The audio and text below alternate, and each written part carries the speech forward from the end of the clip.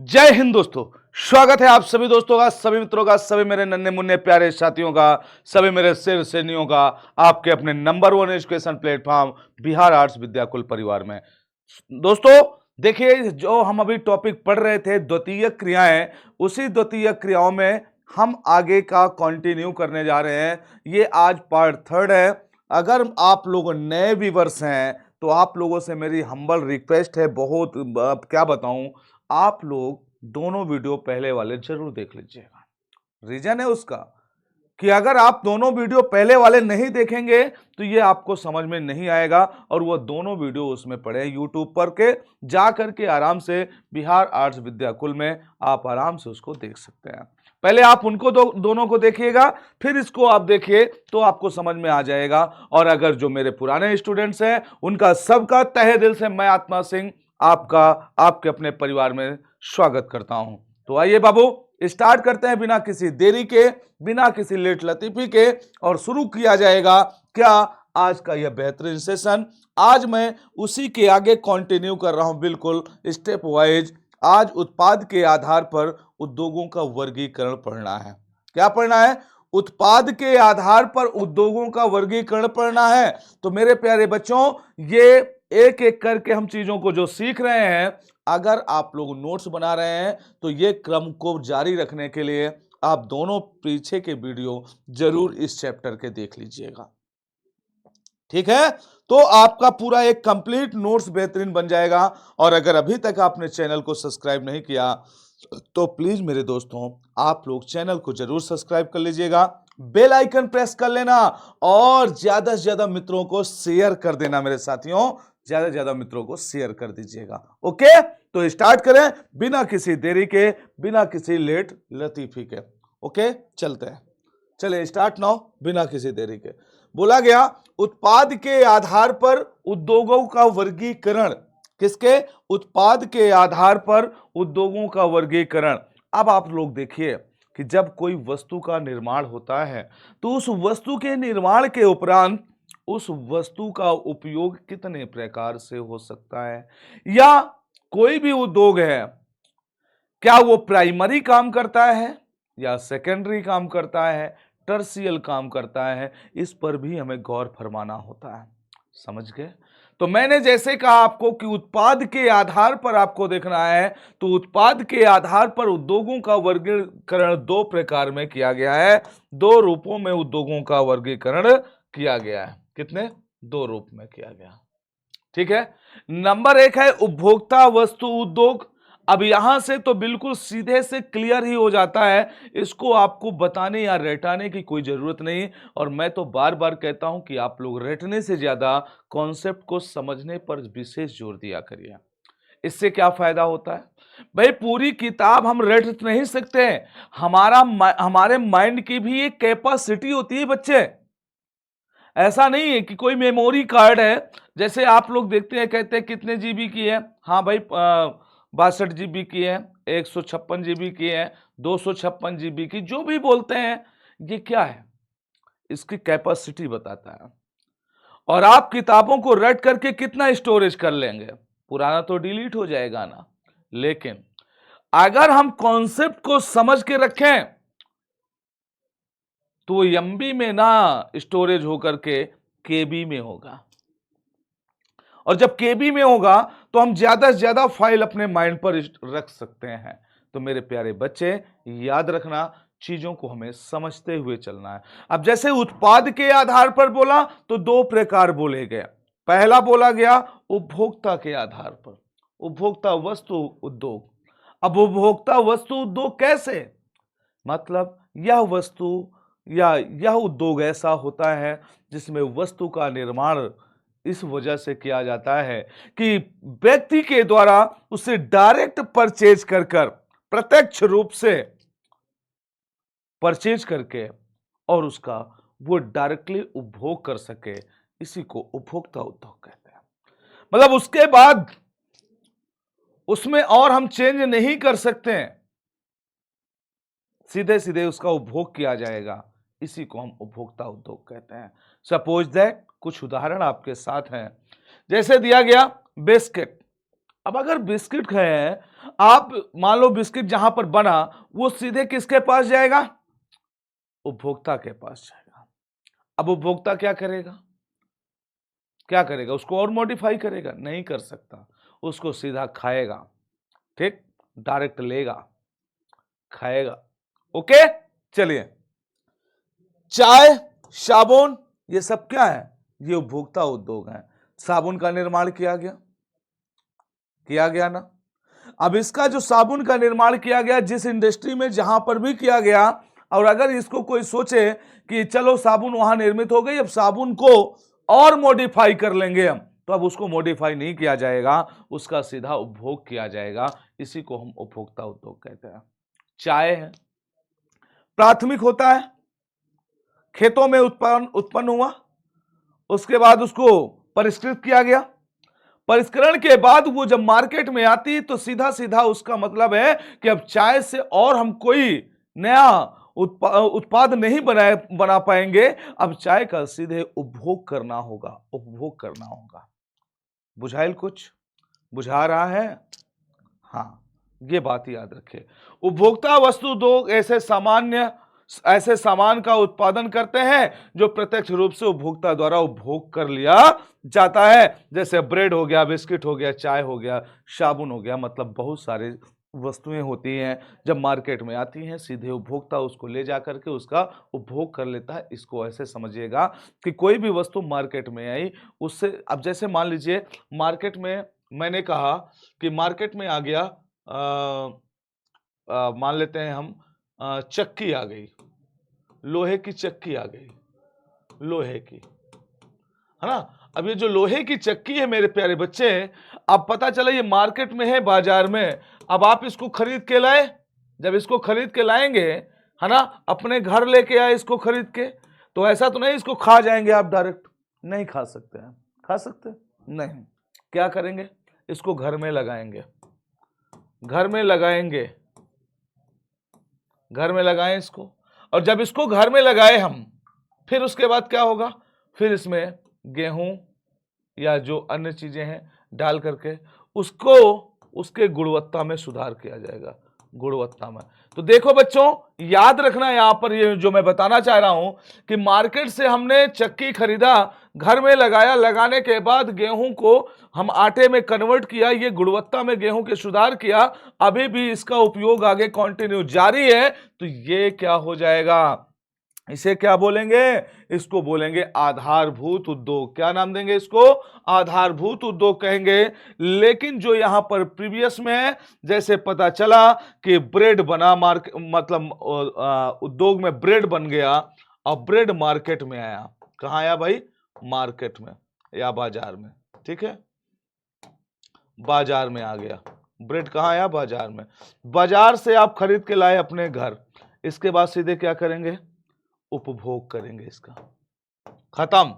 इसके आगे कोई इसका रास्ता नहीं है रास्ता? नहीं है ना। इसका मतलब सीधा से ये क्या है? उपभोक्ता वस्तु उद्योग है। और इसके बाद ये तो समझ में आ गया होगा उपभोक्ता वस्तु उद्योग, और इसके आगे मैं आपको बताना चाहूंगा आधारभूत उद्योग क्या होते हैं।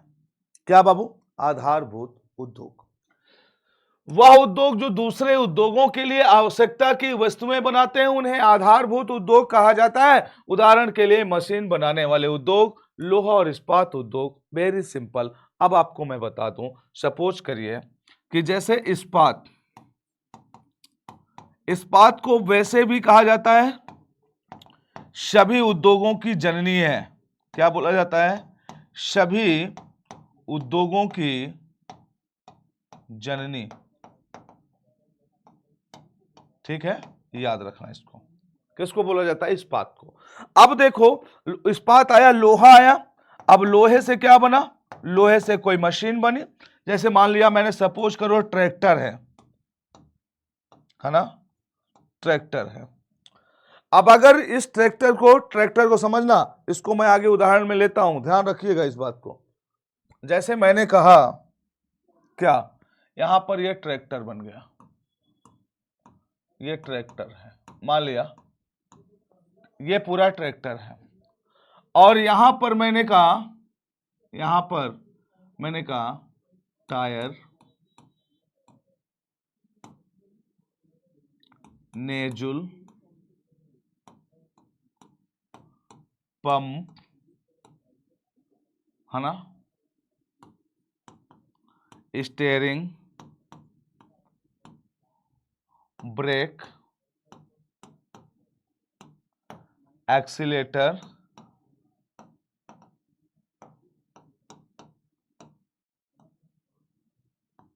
टंकी, डीजल टंकी।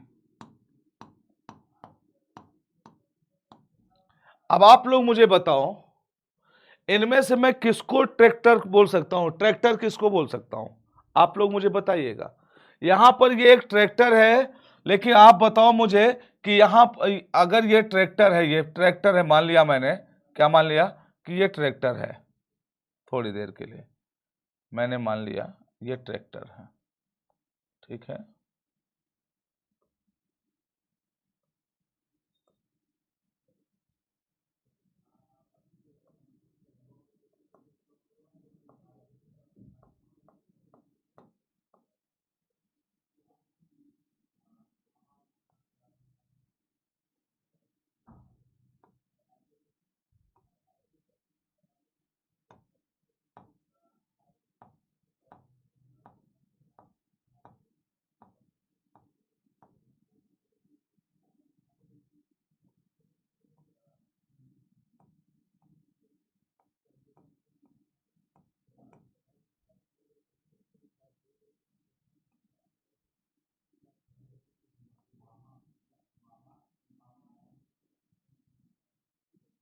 मान लिया मैंने कि ये ट्रैक्टर है, ठीक है।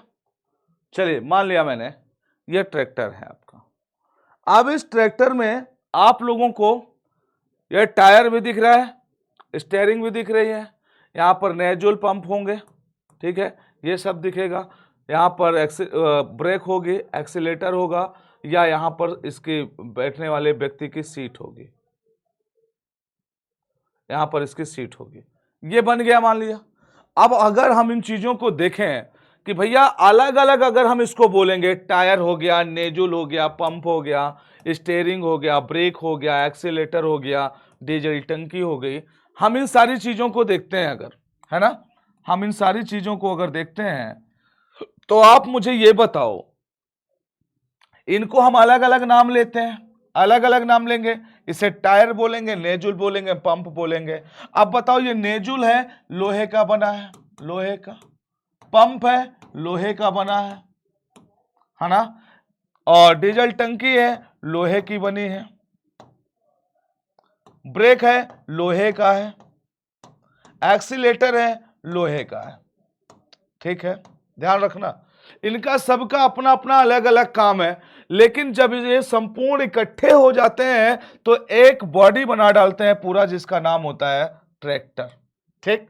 तो लोहे का उपयोग विभिन्न रूपों में अलग अलग किया जा सकता है। जैसे बॉडी पार्ट्स होते हैं, ऐसे आप समझ लो बॉडी पार्ट्स।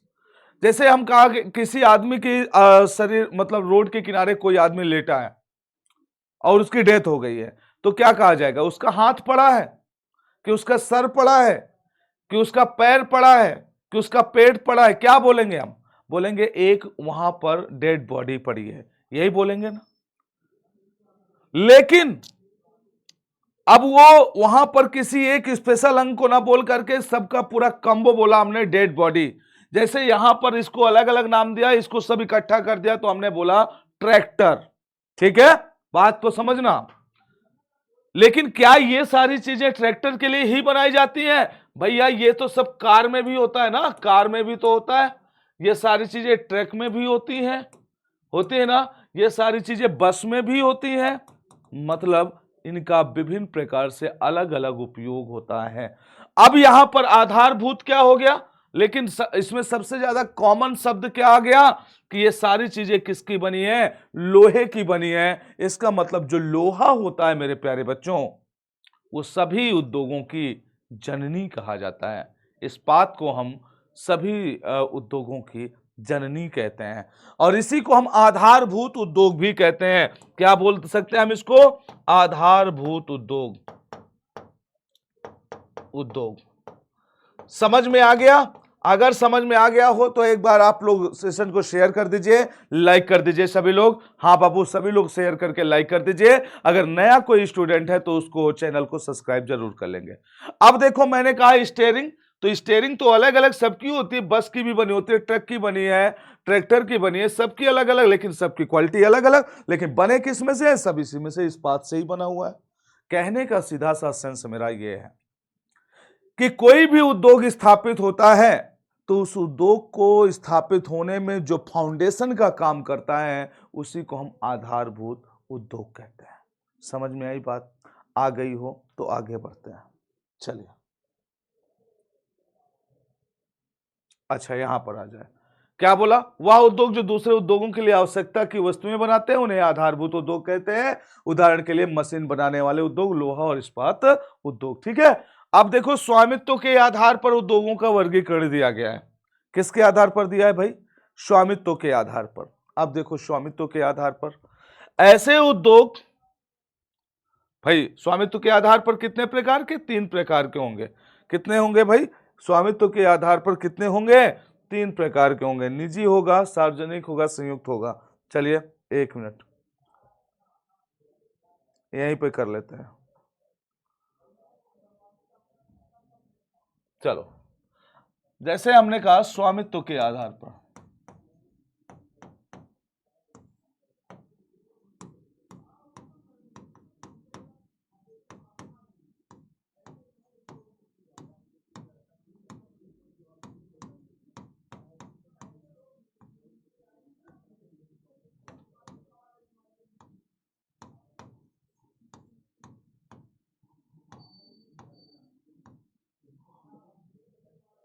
ये कितने प्रकार के?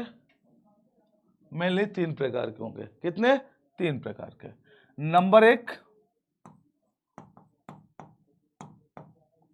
सार्वजनिक, नंबर 2 निजी,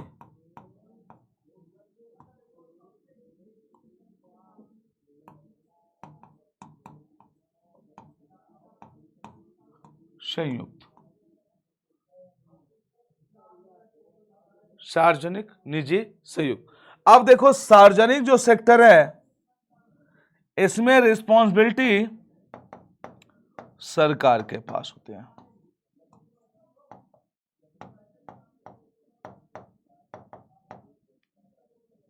निजी जो प्राइवेट उद्योग होते हैं इसमें जो मालिकाना हक है, मालिकाना हक या अधिकार, वो निजी व्यक्ति के हाथ में होता है। ठीक है। संयुक्त में क्या होता है? इसमें सरकार और निजी दोनों शामिल होते हैं।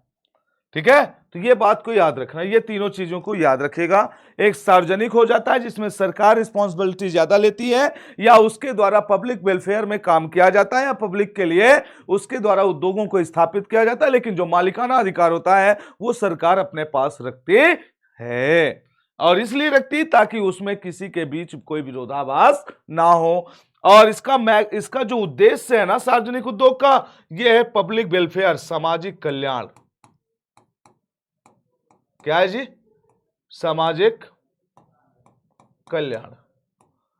और निजी क्षेत्र का जो इसका मेन उद्देश्य है, मैक्सिमम प्रॉफिट। क्या? अधिकतम लाभ। किस पर काम करता है? अधिकतम लाभ पर। ठीक है। बाकी जो ये संयुक्त है इसका मतलब यह है कि सामाजिक कल्याण के साथ साथ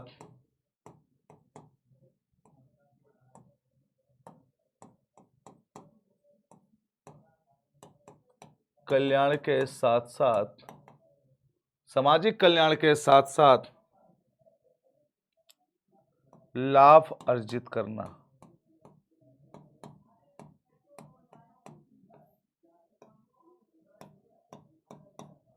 ठीक है।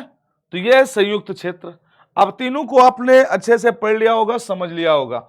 सार्वजनिक क्षेत्र, निजी क्षेत्र और संयुक्त क्षेत्र, 3 होते हैं। सार्वजनिक में सर जहां पर भी होता है सरकार जिम्मेदार होती है, इसका उद्देश्य होता है क्या, सामाजिक कल्याण। और निजी क्षेत्र का उद्देश्य, इसका मालिकाना हक किसके पास होता है, निजी। अगर इस तरह की चीजों को आपको पूछे कि सर इसका कोई उदाहरण दे दीजिए, तो सार्वजनिक में आप रूस को लिख सकते हैं, निजी में आप यूएसए को लिख दीजिए, और संयुक्त में आप अपने भारत को लिख दीजिए। ठीक है, ये ओके। चलिए अब हम पीछे चलते हैं फिर से एक बार। सार्वजनिक ऐसे उद्योग सरकार के अधीन होते हैं, ठीक है, सरकार ही इनका प्रबंध करती है, ये भी ठीक है। भारत में बहुत से उद्योग सार्वजनिक क्षेत्र के बीच हैं, जैसे लोहा इस्पात उद्योग, ठीक है भाई। अधिकतर समाजवादी साम्यवादी देशों में ऐसा ही होता है, ठीक है। जैसे मैंने क्या बोला, पब्लिक वेलफेयर में काम होता है, निजी क्षेत्र। ऐसे उद्योगों का मालिक एक व्यक्ति या एक कंपनी होती है, ठीक है भाई। व्यक्ति या निजी कंपनियां इन उद्योगों का प्रबंध करती है, ठीक है। पूंजीवाद देशों में यह व्यवस्था होती है, मैक्सिमम प्रॉफिट पे काम करता है। भारत में टाटा समूह, बिरला, रिलायंस इंडस्ट्रीज के उदाहरण हैं। तो जितने भी ये कंपनियां हैं ये सब मैक्सिमम प्रॉफिट पर काम करती हैं, अधिकतम लाभ पर ये लोग काम करते हैं और इनको मैक्सिमम प्रॉफिट चाहिए होता है। मैंने इस बात को आपको पहले ही बताया भाई, चाहे वो आप अनिल अंबानी की बात करें, अनिल अंबानी या मुकेश अंबानी की बात करें, पहले मैं मुकेश की बात करता हूं। मुकेश अंबानी की बात करिए आप, तो मुकेश अंबानी की आप लोग देखते हैं, या अडानी की आप बात करिए, अडानी की, तो ये लोग सब क्या करते हैं, ये है निजी व्यक्ति हैं, इन्होंने कंपनी बनाया, निजी व्यक्ति हैं, कंपनी बनाया, निजी व्यक्ति हैं, कंपनी बनाया, और इनका उद्देश्य क्या है, पब्लिक वेलफेयर नहीं है, इनका उद्देश्य है अधिकतम लाभ। क्या है भाई, अधिकतम लाभ इनका उद्देश्य है, और सबका यही उद्देश्य है, सभी का यही उद्देश्य है, ठीक है। तो याद रखिएगा, जो निजी क्षेत्र होते हैं, जो प्राइवेट सेक्टर होते हैं, वो मैक्सिमम प्रॉफिट पर काम करते हैं, और वहां पर ये ज्यादातर उन देशों में होता है जो पूंजीवादी देश होते हैं। लेकिन ऐसा नहीं है, जो संयुक्त सेक्टर होता है या संयुक्त क्षेत्र जहां पर होता है, वहां पर भी प्राइवेट सेक्टर के लोग काम करते हैं, लेकिन प्राइवेट और गवर्नमेंट दोनों मिल करके चीजों को आगे कंटिन्यू करते हैं, ठीक है। तो बात समझ में आ गई, चलिए बहुत बढ़िया, आ जाना चाहिए बाबू, ये बात है। आगे देखिए संयुक्त क्षेत्र, इसके बारे में पढ़ लें, हम पढ़ें। देखो क्या कहता है, कुछ उद्योगों का संचालन सरकार और निजी कंपनियां मिलकर करती हैं, मैंने समझा दिया है पीछे। जैसे Hindustan petroleum corporation limited HPCL है ना, तथा मित्तल एनर्जी लिमिटेड साझेदारी, हाँ एचपीसीएल ये है, इसका उदाहरण है। मतलब कहने का कि जो लिमिटेड कंपनियां होती हैं, है ना, जहां जिनके सामने एलटीडी लिखा होता है ना, कोई कंपनी का नाम लिखा है और एलटीडी लिखा है, मान लेना ये संयुक्त क्षेत्र की कंपनी है, संयुक्त क्षेत्र की ये स्वामित्व की कंपनी है ये, तो इसमें कोई दो राय नहीं है, जहां पर एलटीडी लिखा हो, है ना। चलिए बहुत बढ़िया, पीएलटीडी। अब देखो उद्योगों की अवस्थिति को प्रभावित करने वाले उद्योग वाले कारक कौन कौन से हैं भाई, कच्चे माल की उपलब्धता। अब देखो इसमें क्या दिया है, ऐसे उद्योग के लिए कच्चा माल अपेक्षाकृत सस्ता एवं सरलता से परिवहन योग्य होना चाहिए। भारी वजन, सस्ते मूल्य एवं वजन घटाने वाले पदार्थों व शीघ्र नष्ट होने वाले पदार्थों पर आधारित उद्योग कच्चे माल के लिए स्रोत के समीप ही स्थित किए जाते हैं, जैसे लोहा इस्पात उद्योग। अब देखो इस चीज को समझना है आपको, है ना। अब जैसे मान लीजिए लोहे का हमें उत्पादन करना है, लोहे के लिए, तो इसके लिए जो कच्चा माल होगा, अब इसके लिए जो कच्चा माल है, मान लिया मैंने कच्चा माल, मान लिया कि इसके लिए जो कच्चा माल है, अब अगर मैं छोटा नागपुर पठार से, याद रखना, छोटा नागपुर पठार से मैं कच्चा माल मंगवाता हूं, और ये इंडस्ट्री मैंने लगा दिया गुजरात में, कहां पर, और ये क्षेत्र कहां पड़ता है, ये आपका उड़ीसा का क्षेत्र है, उड़ीसा झारखंड का एरिया है, ठीक है। अब यहां से गुजरात में मैंने उद्योग लगाया, यहां से मैं कच्चा माल मंगाया, अब सोचिए ट्रांसपोर्टेशन में कितना ज्यादा खर्च आएगा, बहुत ज्यादा आएगा। परिवहन में खर्च बहुत ज्यादा आएगा, परिवहन में खर्च ज्यादा आएगा।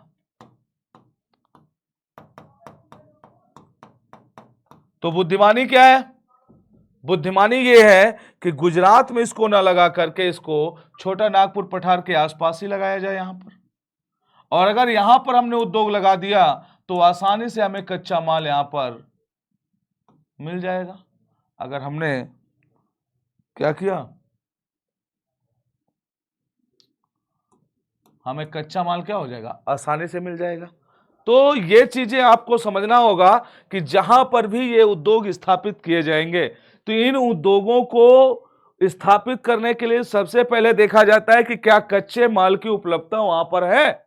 अगर कच्चा माल वहां उपलब्ध है तो ये उद्योग वहां पर बहुत अच्छे से इंक्रीज करेगा। अदरवाइज धीरे धीरे बैठ जाएगा, क्योंकि ट्रांसपोर्टेशन में बहुत खर्च हो रहा है, परिवहन में बहुत खर्च होगा। इसीलिए कभी भी जब इस तरह का हम उद्योग स्थापित करते हैं तो हमारी कोशिश होनी चाहिए कि कच्चा माल जहां पर हमें उपलब्ध हो उसी के आसपास हमारा उद्योग भी लगा होना चाहिए। इससे क्या होगा, ट्रांसपोर्टेशन का खर्चा कम होगा। भाई यहां से यहां पहुंचाना है, तुरंत पहुंच जाएगा। ये बात को समझना, इस चीज को, यही चीज यहां पर दिया गया है। ठीक है, चलो। जैसे चीनी उद्योग है, अब वहां पर लगाया जाए चीनी उद्योग, कहां पर? अब जैसे चीनी उद्योग के लिए मैं एक उदाहरण ले लूं, देखना आप लोग। चीनी उद्योग के लिए अब पता चला ये गन्ना, यहां पर ये पूरा गन्ना बहुत उत्पादित होता है। इस एरिया में मान लिया मैंने गन्ना बहुत उत्पादित होता है, यहां पर गन्ना बहुत उत्पादित होता है। ठीक है जी, चलिए। और अगर गन्ना का ये पूरा बेल्ट है तो हमें कोशिश करनी चाहिए कि यहां पर हमें चीनी उद्योग स्थापित करना चाहिए, चीनी उद्योग यहां पर। लेकिन पता चले कि हम अगर यहां पर चीनी उद्योग स्थापित कर दिए, चीनी उद्योग, तो क्या समस्या होगी? समस्या होगी कि गन्ना को परिवहन करने में समस्या होगी। क्या हो जाएगा भाई? परिवहन का खर्च अधिक आएगा, अधिक होगा। और यहां पर क्या हो जाएगा, यहां आराम से परिवहन हो जाएगा, खर्च भी ज्यादा नहीं होगा। तो कौन सा ठीक है, ये ठीक है कि ये ठीक है? तो जाहिर सी बात है आप लोग बोलोगे सर ये ठीक है। तो भाई एक बात याद रखना, जहां पर कच्चा माल आसानी से मिल जाए, जिसके लिए हमें ज्यादा जद्दोजहद ना करनी पड़े, हमारा खर्च कम से कम हो, हमें वहीं पर इंडस्ट्री लगानी चाहिए। समझे? यही है व्यवस्था, यही है मैनेजमेंट। ओके, तो अब आगे देखेंगे। इसके बाद देखिए, ये बात आपको समझ में आ गई। चलिए एक बार सभी लोग शेयर कर दो सेशन को, सभी लोग सेशन को एक बार शेयर कर दो भाई, और सेशन को शेयर करके लाइक कर दो एक बार। ठीक, चलो आ जाओ पीछे। कहां पे थे? हमने इस बात को आपको बता दिया है, समझा दिया। अब आगे बढ़ते हैं, आ जाओ। अनुकूल जलवायु, अब इसको भी देख लो आप लोग, ये भी बहुत मायने रखता है। क्लाइमेट भी भाई बहुत मायने रखता है। कुछ उद्योग विशेष प्रकार की जलवायु वाले क्षेत्रों में ही स्थापित किए जाते हैं। उदाहरण के लिए, अगर दक्षिण भारत में सूती वस्त्र उद्योग विकसित होने में नमी वाले पर्यावरण का लाभ मिला है, नमी के कारण कपास से वस्त्र की कताई आसानी से हो जाती है, तो अत्यधिक ठंडे व अत्यधिक गर्म प्रदेशों में उद्योगों की स्थापना कठिन कार्य है। वेरी सिंपल सी बात। अगर जैसे कॉटन की यहां पर बात बोला है, क्या? अनुकूल जलवायु। आप देखिए,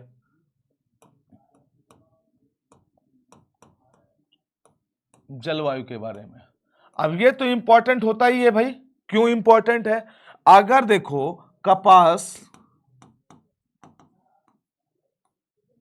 से, कपास का जो उद्योग हम स्थापित कर रहे हैं, अगर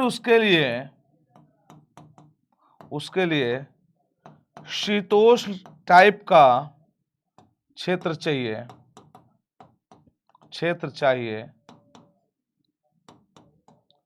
तो हमें इसके क्लाइमेट के अनुसार ही उसे क्षेत्र देना चाहिए। अगर इसको हेठ है एकदम शीत से, इसको हेठ है एकदम उष्ण से, तो हमें कहां पर इसको लगाना चाहिए, शीतोष्ण में लगाना चाहिए। ये बात दर्शाता है कि कई सारे ऐसे उद्योग होते हैं, कई सारे ऐसे उद्योग हैं जिनके लिए उचित उचित जलवायु जरूर प्राप्त होनी चाहिए। अगर उचित जलवायु होगी तो निश्चित रूप से वह उद्योग अधिक फलेगा फूलेगा। यही बात यहां पर बताई गई। देखो ये लिखा हुआ है, शक्ति के साधन वे उद्योग जिनमें अधिक शक्ति की आवश्यकता होती है वो ऊर्जा के स्रोतों के समीप लगाए जाते हैं, जैसे एल्युमिनियम उद्योग। अब अगर एल्युमिनियम उद्योग है बच्चे, तो इस बात को आप लोग समझने का प्रयास करिएगा। एल्युमिनियम उद्योग के बारे में क्या समझना है, क्या समझाना है, ये बात को समझिए। देखो, चाहे वो हिंदाल्को हो, चाहे वो बाल्को हो, चाहे वो नाल्को हो, आप लोग कमेंट करके मुझे बताना बाबू ये कहां कहां स्थापित है। ठीक है, सभी लोग कमेंट करके मुझे बताइएगा जरूर कि ये तीनों कहां कहां पर हैं। ये एल्युमिनियम कंपनियां हैं, एल्युमिनियम फैक्ट्रियां हैं, इसको आप बताइएगा। तो ये जैसे एल्युमिनियम फैक्ट्रियों को लगाया गया तो हमें कोशिश करनी है कि यहां पर अगर ऊर्जा की जरूरत ज्यादा है, ऊर्जा की, तो हम वहीं पर इसको स्थापित करें जहां पर हमें आसानी से क्या मिल जाए, आसानी से ऊर्जा प्राप्त हो। और वह ऊर्जा कैसे मिलेगी, वो मिलेगी हमें कोयला से। ठीक है, तो हम देखेंगे कि जहां पर कोयले का भंडार होगा, कोयले का जहां पर भंडार होगा वहीं पर हम इनको स्थापित करेंगे। और ऐसा ही किया गया है, जहां पर कोयले के भंडार हैं वहीं पर इनको स्थापित किया गया है। और यह है क्या, यह है एल्युमिनियम उद्योग। एल्युमिनियम उद्योग है।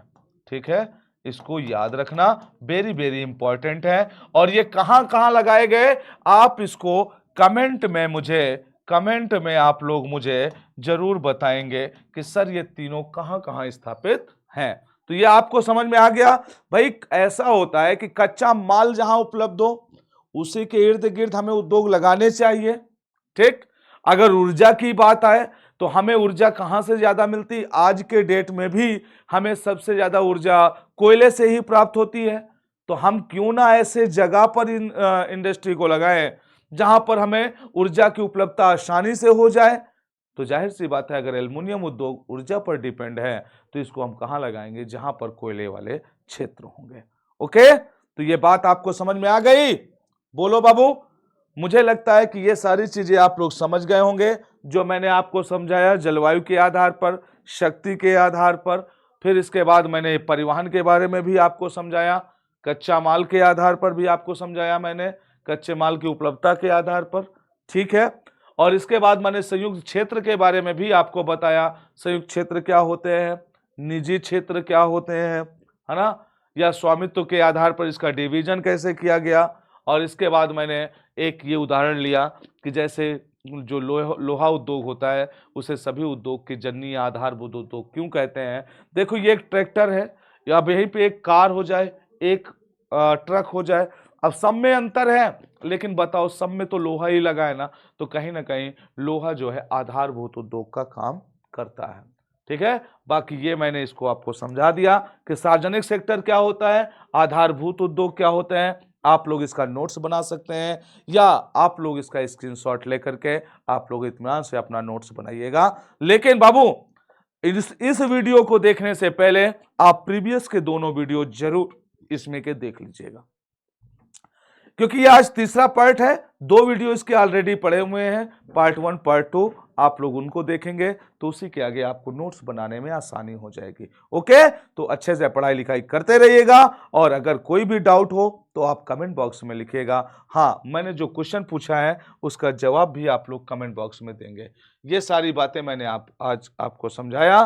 तो चलिएगा, हम चलते हैं अपने क्वेश्चन के पास। जो मैंने आपसे क्वेश्चन पूछा है उस क्वेश्चन का आप लोग जवाब जरूर दीजिएगा। ठीक है, मैंने क्या क्वेश्चन पूछा है आपसे, मैंने कहा ये तीनों कहां पर अवस्थित हैं, आप लोग कमेंट करके बताएंगे। ये कहां है इसके बारे में आप लोग कमेंट करके मुझे समझाएंगे, आप बताएंगे। ओके, तो बताएंगे ना बाबू, सभी लोग कमेंट करके इसको बताएंगे ना, चलेगा। Okay, thank you very much, आज के लिए इतना ही रखते हैं, फिर मिलेंगे नेक्स्ट क्लास में, और आप लोग अच्छे से पढ़ाई लिखाई करते रहिएगा। अगर किसी ने अभी तक चैनल को सब्सक्राइब नहीं किया तो चैनल को मेरे प्यारे बच्चे सब्सक्राइब जरूर कर लीजिएगा, बेल आइकन प्रेस कर लेना, कमेंट करके अगर आपके कोई सुझाव हो तो जरूर बताइएगा। विद्याकुल परिवार हमेशा आपके लिए डेडिकेटेड है। Okay, thank you very much. जय हिंद, जय भारत। फिर मिलेंगे बाद में। ओके।